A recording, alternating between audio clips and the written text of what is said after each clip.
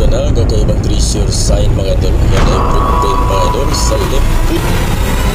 May dot sa kanyang harapan mga idol. At ito ay ulo ng bagong mga idol. Yan o, nakatulog yan mga idol. At kakaiba nito mga idol kasi nakahiwal na yung katawan mga idol. Yan, may clearance 1 meter yan at ito.